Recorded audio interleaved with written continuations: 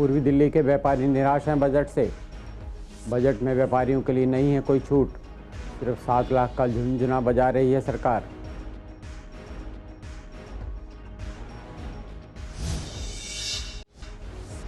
Health sector से doctor नहीं है खुश। उम्मीदें ज़्यादा थीं लेकिन मिला कुछ नहीं। नर्सिंग कॉलेजों से भी नहीं होगा कोई लाभ।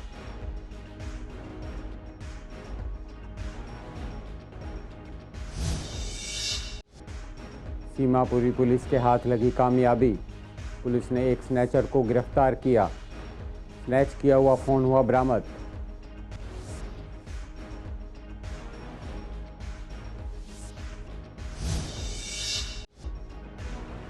गाजीपुर डेयरी फार्म में गंदगी के अंबार। नालियों में गंदगी से पानी हो रहा है ओवरफ्लो। एमसीडी और पीडब्ल्यूडी एक दूसरे पर डालते हैं जिम्मेदारी।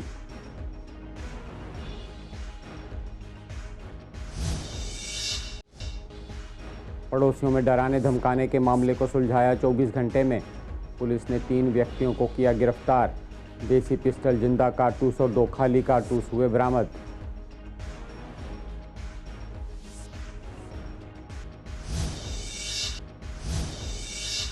नमस्कार, आप देख रहे हैं सीसीएन लाइव। आज पूर्वी दिल्ली खास बुलेटिन के साथ मैं हूं दिलबर गोठी। तो चलिए देखते हैं बुलेटिन। पूर्वी दिल्ली के व्यापारी संसद में पेश किए गए बजट से खुश नहीं हैं। एशिया की सबसे बड़ी रेडीमेड गारमेंट मार्केट गांधीनगर और कृष्णानगर के व्यापारियों ने बजट को निराश बताया है। पूर्वी दिल्ली के व्यापारियों का कहना है कि सरकार जहां मेक इन इंडिया या एमएसएमई के माध्यम से युवाओं को या नए स्टार्टअप को रोजगार के लिए प्रोत्साहित कर रही है, वहीं मौजूदा व्यापार को बढ़ाने के लिए कोई खास कदम नहीं उठा रही। Readymade garment merchant association Ramnagar market के व्यापारियों ने मीडिया से बात करते हुए कहा कि सरकार सिर्फ और सिर्फ 7 लाख इनकम टैक्स छूट की बात देकर आम लोगों के हाथ में झुनझुना थमा रही है, जबकि 3 से 6 लाख की आमदनी पर 5% टैक्स की बात भी नहीं कर रही। यह टैक्स छूट सिर्फ नौकरी पेशा लोगों को दी जाएगी, जबकि व्यापारियों के लिए निराशा की बात है। आज भी उन्हें तरह तरह के डर दिखाकर परेशान किया जा रहा है। व्यापारियों ने कहा कि आज कपड़ा चीन, ताइवान वगैरह देशों से इंपोर्ट किया जा रहा है, जबकि उससे सस्ता कपड़ा हमारे देश में तैयार किया जा सकता है। देखो, अगर हम बजट की बात करें तो सरकार ने हमें दी है राहत, लेकिन हमें और है चाहत जी। जैसे सपोज अगर हम पुराने टैक्सेशन के हिसाब से देखते हैं तो 0 से 2.5 लाख तक के ऐसे इनकम के ऊपर हमारे को कोई टैक्स नहीं लगता था। उन्होंने उसको 50,000 लिमिट बढ़ाई है जी। तो ये एक अच्छी शुरुआत है। हम हो सकता है कि इसमें क्या छोटे दुकानदारों को फायदा मिलेगा। और अगर नई टैक्सेशन प्रणाली के हिसाब से देखते हैं, 5 लाख तक कोई टैक्स नहीं लगता था, अब उसको 7 लाख बढ़ा दिया गया है। ये एक बहुत अच्छी पहल है सरकार की। जैसे लोग कहते हैं ना कि सरकार भी कहते हैं, हम सबका मानना यह है कि अर्थव्यवस्था को चलाने में, देश को चलाने में रीढ़ की हड्डी का काम करता है एक व्यापारी वर्ग। व्यापारी वर्ग को जितनी सुविधाएं दी जाएंगी, जितनी हमारे बारे में सोचा जाएगा, देश उतना तरक्की करेगा, उतना प्रगति की ओर बढ़ेगा। देखिए, अगर व्यापारी तौर से देखें तो बजट में व्यापार के हिसाब से अभी कुछ ज़्यादा राहत नहीं मिल पाई है, लेकिन जब ये अब डिक्लेयर पूरा करेंगे उसके बाद इसके ऊपर एक एग्जामिनेशन हम लोग करेंगे। जिस तरीके से हमें टैक्स स्लैब में सिर्फ इनकम टैक्स के स्लैब में चेंजिंग की गई है, हम चाहते थे कि जीएसटी और अदर जो टैक्सेस हैं उनके बारे में भी थोड़ा सा स्लैब चेंज करना चाहिए था, जो अभी नहीं हुआ। और अगर खास तौर पे देखें तो बुजुर्गों के लिए, महिलाओं के लिए या कुछ चीज़ें ऐसी हैं जिनको सस्ता किया गया है, जैसे कि ज्वेलरी को ले लें या मोबाइल फ़ोन को ले लें, इन चीज़ों में थोड़ी सी राहत दी गई है। लेकिन बाकी अब इसके बाद एग्जामिनेशन करेंगे, उसके बाद क्या चीज़ निकल के आती है फिर हम आपको बता दें। देखिए, अगर बात करें तो साल में 10-5 रुपये, 15,000 रुपये हर व्यापारी के हिसाब से शायद बचत हो भी जाएगी इनकम टैक्स में। लेकिन व्यापारियों के लिए 10-15,000 कोई महत्वपूर्ण नहीं है, क्योंकि उनके लिए बड़ा स्कोप चाहिए, उनको व्यापार बढ़ाने के लिए और बड़ा कार्य चाहिए। तो 10-15,000 की रियायत उनके लिए मिल भी जाए तो उससे कोई फर्क नहीं पड़ने वाला। और मुझे लगता है देखेंगे तो पता चलेगा 10-15 रियायत में भी शायद कुछ छूटे जो व्यापारी पहले ले रहा है शायद वो अब नहीं ले पाएगा, चाहे वो आपके इंश्योरेंस की पॉलिसी की हो, एटीजी की हो वगैरह। शायद मुझे लगता है वो इस एटीसी वगैरह वो घटेगी। तो ये लगभग बेनिफिट प्लस माइनस करके कोई चंद रुपयों में ही रह जाने वाला है। व्यापारी उम्मीद कर रहा था कि एक बड़ा भारी माहौल मिले उसको खुलकर व्यापार करने का। वो अपने भारत देश में बंद करके दब करके जो बिजनेस कर पा रहा है वो नहीं हो। गवर्नमेंट की पॉलिसियों, सरकारी महकमों के साथ में मिलकर के दिन रात वो जूझ रहा है, वो टूट रहा है। वो रोज मेक इन इंडिया के नारे तो लगते हैं, लेकिन मेक इन इंडिया के नाम पे व्यापारियों को कोई मदद नहीं मिलती है। बजट 2023 में हेल्थ के लिए क्या रहा और इससे डॉक्टर कितने संतुष्ट नजर आए, इसे लेकर हमने पूर्वी दिल्ली IMA के पूर्व अध्यक्ष डॉक्टर गौतम से बात की। डॉक्टर गौतम का कहना था कि हेल्थ को लेकर बजट से काफ़ी कुछ उम्मीदें लगा रखी थी, बावजूद इसके ये बजट हेल्थ में निराश करता नजर आया है। डॉक्टर गौतम ने बताया कि पिछली बार के मुकाबले इस बार बजट में 16.5% की वृद्धि की गई है, जो कि कम है। बजट में सरकार से ज़्यादा उम्मीद लगाई हुई थी। हालांकि उन्होंने हेल्थ बजट को निशाने पर लेते हुए कहा कि नर्सिंग कॉलेज और भारत में आने वाली नई मशीनरी का भी हेल्थ बजट में जिक्र किया गया है, जिससे आम जनता को फ़ायदा नहीं होगा बल्कि व्यापारियों को फ़ायदा होगा। देखिए, इस बार भारत सरकार ने जो हेल्थ का बजट दिया है, अगर हम हेल्थ सेक्टर की बात करें तो ये बहुत ही जो है वो निराशाजनक बजट है। ऐसा लगता है कि सरकार जो है वो बिल्कुल गरीबों के लिए नहीं है और ये सिर्फ कॉरपोरेट सेक्टर के लिए बनी हुई है। सरकार ने जो बजट में दिया है वो एक लॉलीपॉप देने की कोशिश करी है कि 157 नए नर्सिंग कॉलेजेस खोले जाएंगे हमारे देश के अंदर। तो मैं आप लोगों को ये बता दूं, जो ये नर्सिंग कॉलेजेस खोले जाएंगे, ये एक मैन पावर जो है वो जनरेट होती है। इसका जो जितने भी प्रोडक्ट बनता है, वो प्रोडक्ट जो भी बच्चा इधर से पास आउट होता है वो फॉरेन कंट्री में जाता है और वो जाके जो है हमारा विदेशों में जो है विदेशों के अस्पतालों में जो है वो चला जाता है। हिंदुस्तान के अंदर जो है वो बहुत ही कम नर्सिंग का बच्चा रहता है और इसीलिए हम ये देखते हैं कि इतने नर्सिंग कॉलेज होने के बावजूद भी हमारे देश के अंदर जो है वो नर्सिंग स्टाफ की हमेशा जो है वो कमी रहती है। तो सरकार ने डेफिनेटली नर्सिंग कॉलेजेस देने की कोशिश करी है, उस कमी को कहीं ना कहीं पूरा करने की कोशिश करी है, मगर हम ये देखते हैं कि ये जो है बजट जो है वो क्या बजट जो है एक कॉमन मैन का, एक आम आदमी के हित में है कि नहीं है। सीमापुरी पुलिस को शिकायत मिली थी कि दिलशाद गार्डन के एक युवक का फ़ोन छीना गया है। युवक ने बताया कि जब वो जा रहा था तो पीछे से एक अज्ञात व्यक्ति ने उसका फ़ोन छीना और वो दिलशाद गार्डन के लेबर चौक की तरफ भाग गया। पुलिस ने मामला दर्ज करके आरोपी की पहचान करने में जुट गई। DCP ने बताया कि लगभग 20 CCTV कैमरे फुटेज की मदद से आरोपी की पहचान हुई और उसे गिरफ्तार कर लिया गया। स्नैचर की पहचान गौरव के रूप में हुई है और वो सीमापुरी का रहने वाला है। इस वक्त बेरोजगार होने की वजह से स्नैचिंग करने लगा था और इसीलिए वारदात को अंजाम दिया। गाजीपुर डेयरी फार्म में गंदगी का अंबार है। यहाँ डेयरी फार्म होने की वजह से कुछ कच्चे मकान हैं, कुछ झुग्गी भी बनी हुई हैं। डेयरी फार्म में गलियाँ टूटी होने की वजह से नालियाँ जाम होना और अक्सर गंदा पानी नालियों में जमा रहता है। जगह जगह गंदगी का अंबार लगा रहता है। नालियाँ अक्सर ओवरफ्लो होती हैं, जिससे नालियों का पानी गलियों में जमा हो जाता है।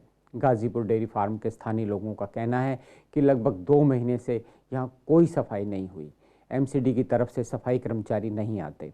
अगर MCD के पास शिकायत की जाती है तो MCD वाले PWD के पास जाने के लिए कहते हैं, जबकि PWD का कहना है कि ये MCD का काम है। गंदगी की वजह से इंसान ही नहीं बल्कि जानवर भी बीमार हो रहे हैं। कई जानवरों की तो मौत भी हो चुकी है।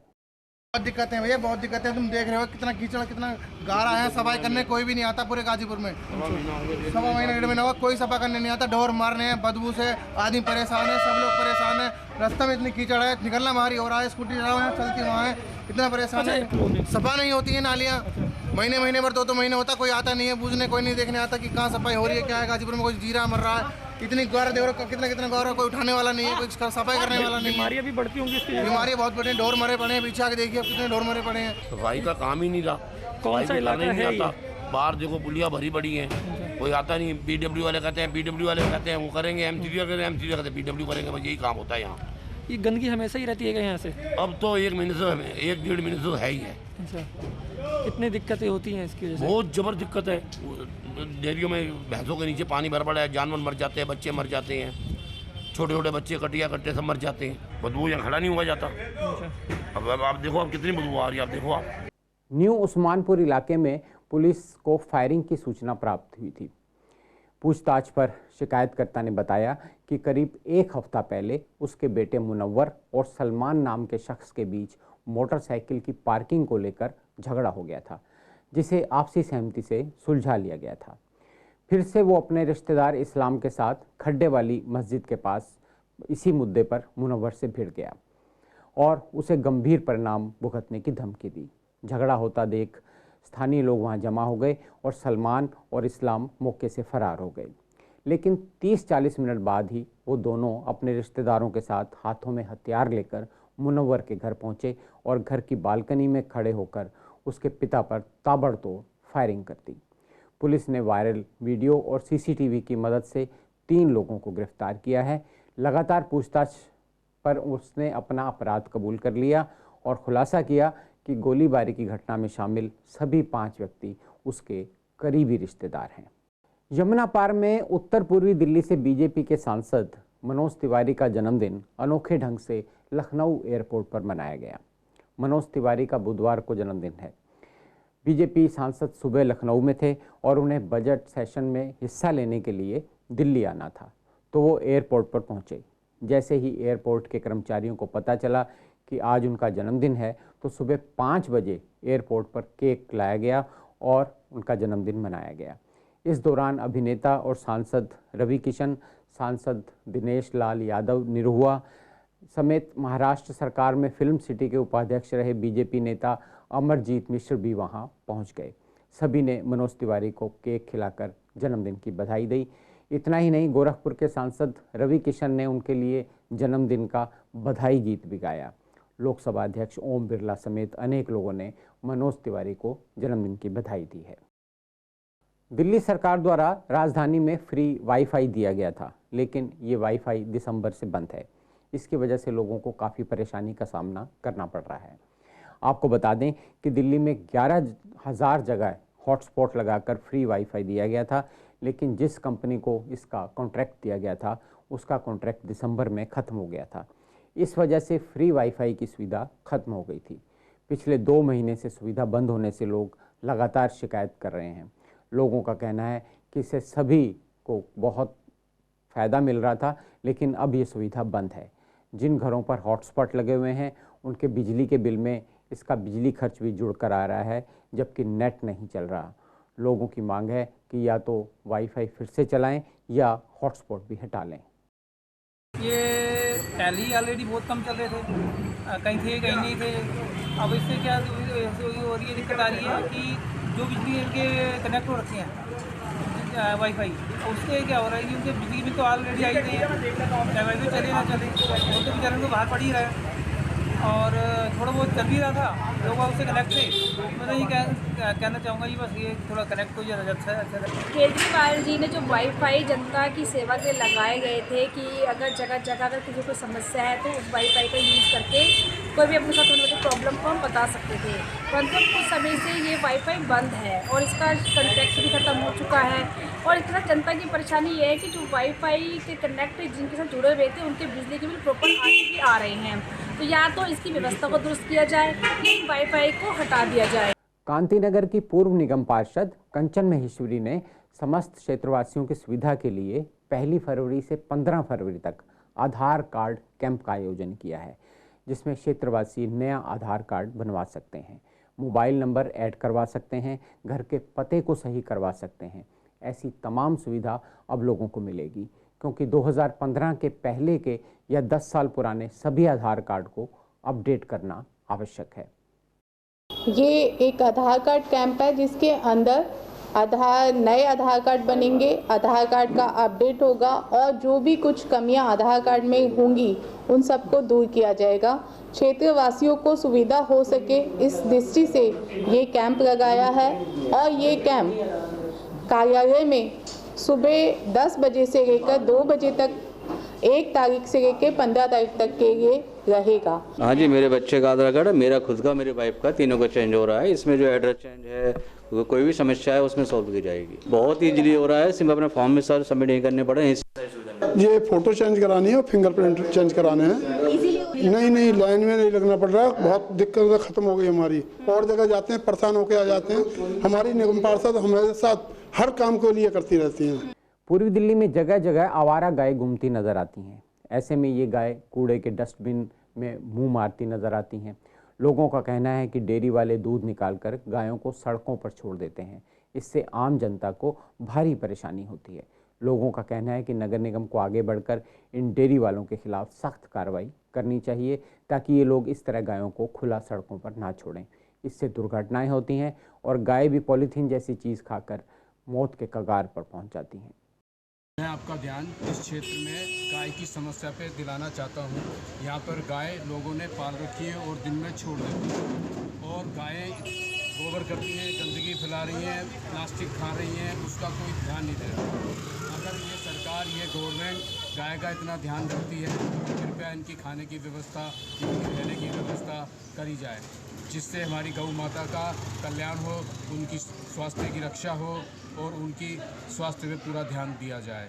मेरा इस सरकार से, इस दिल्ली सरकार से, इन जो भी संबंधित विभाग हैं उनसे प्रार्थना है कि इन हमारी गौ माता का ध्यान रखा जाए। गायें घूमती हैं हमारे इलाकों में, गंदगी फैलाती हैं, यहाँ कूड़े करकट पे मुंह मारती हैं, वो खाती हैं। इस टाइम वैसे हम कहते हैं कि गौ हमारी माता है और हमारी गवर्नमेंट सरकार क्या कर रही है आज की डेट में कि गायें खुलेआम रोड पे घूमती हैं, उसके बाद कूड़ा करकट, यहाँ तो कोई इनके लिए कोई व्यवस्था बनाई जाए, क्योंकि ये हिंदू धर्म के अंदर सबसे बड़ा है गौ माता की पूजा, और हम इनको ऐसे ही निरादर करेंगे, कल को इनको इन्फेक्शन होता है, कुछ होता है, कौन इसका जिम्मेदार है? तो जगह जगह गायें घूमती रहती है, हम लोग गिर जाते हैं और सिंग मारती हैं, जो चोट लग जाती है। कई लोगों के पेट में चोट लग गई है और कई लोगों के कमर में बेचारे हॉस्पिटल में एडमिट हो जाते हैं, अपाइज हो जाते हैं, इसलिए हम लोग फिसल भी जाते हैं कई। दिल्ली नगर निगम के कमिश्नर के साथ पब्लिक स्कूलों के प्रतिनिधियों की मीटिंग हुई, जिसमें मांग की गई कि स्कूलों से प्रॉपर्टी टैक्स नहीं वसूला जाए। मीटिंग में Delhi state public school management association के अध्यक्ष आरसी जैन, एक्शन कमेटी के अध्यक्ष भरत अरोड़ा और सालवान पब्लिक स्कूल्स के चेयरमैन सुशील सालवान और दूसरे प्रतिनिधियों ने हिस्सा लिया। मीटिंग में स्कूल प्रतिनिधियों ने कहा कि स्कूलों पर प्रॉपर्टी टैक्स कमर्शियल दरों से वसूल किया जा रहा है और फैक्टर 2 लगाने से उनका प्रॉपर्टी टैक्स 120% हो गया है। एमसीडी कमिश्नर ने कहा कि स्कूलों से कम टैक्स नहीं लिया जा सकता, क्योंकि ये वैल्यूएशन कमेटी की रिपोर्ट के अनुसार किया जा रहा है। इस तरह ये मीटिंग बिना नतीजे के ही खत्म हो गई। हमने कहा कि ये स्कूल जो इस दिल्ली में चलते हैं, लगभग 16 लाख बच्चों को ये मुफ्त में पैसा पढ़ाते हैं, जिसमें सरकार का एक पैसा नहीं लगता। इनकी चैरिटी नेचर है, क्योंकि रजिस्टर ऑफ सोसाइटी से ये सारे रजिस्टर्ड हैं, no profit no loss base पे चलते हैं। ऐसी जगह ये स्कूल बने हैं जहाँ पर सरकार अपना अभी तक स्कूल नहीं बना पाई। केरल में हाउस टैक्स माफ़ है, तो हमने सरकार से कहा कि अगर आप इनसे कमर्शियल हाउस टैक्स लेते हैं तो इनका नेचर कमर्शियल करो, नहीं तो जनता हित में मंदिर मस्जिद गुरुद्वारों से आप टैक्स नहीं लेते तो इनसे भी मत लो। ऐसे में ज्ञानेंद्र भारती जी ने हमारी बात बहुत अच्छी तरह से सुनी। फिर उन्होंने ये कहा कि हम एक स्कीम लेकर के आए समृद्धि के नाम से, जिसमें हम ये कहते हैं कि जो कमर्शियल लोग हैं वो पिछले 6 साल का हाउस टैक्स जमा करा दें, और जो डोमेस्टिक लोग हैं वो पिछले 5 साल का हाउस टैक्स जमा करा दें, तो उनका पिछला सारा हाउस टैक्स माफ़ हो जाएगा, जिसमें किसी प्रकार का कोई पेनल्टी नहीं है, कोई ब्याज नहीं है। तो हमने कहा जी, जब 2016-17 से आप टैक्स मांग रहे हो, जब म्युनिसिपल वैल्यूएशन कमेटी की तीसरी रिपोर्ट आई थी, उसमें आपने स्कूलों पे 3 गुना हाउस टैक्स लगाकर रेंटेड फैक्टर भी लगा दिया। अगर आपने छूट देनी ही है तो आप 2015-16 से लगाएं, जब यूज फैक्टर 1 होता था। इसके साथ ही कमिश्नर साहब ने एक समय बात जरूर कही कि 23-24 से दिल्ली में चलने वाले हर स्कूलों पे यूज फैक्टर 2 के हिसाब से हाउस टैक्स लगेगा। ऐसा प्रपोजल वो हाउस टैक्स का दे चुके हैं, जो म्युनिसिपल वैल्यूएशन कमेटी की 5वीं रिपोर्ट में भी ऐसा है। तो ये हमारी बात कमिश्नर से बड़े अच्छे माहौल में हुई। करीब 50 से लेकर 60 स्कूल वहाँ पर थे, जिसमें हम 3 लोगों को अपनी बात कहने का मौका मिला। आज के बुलेटिन में बस इतना ही। और खबरों के लिए देखते रहिए CCN लाइव। नमस्कार।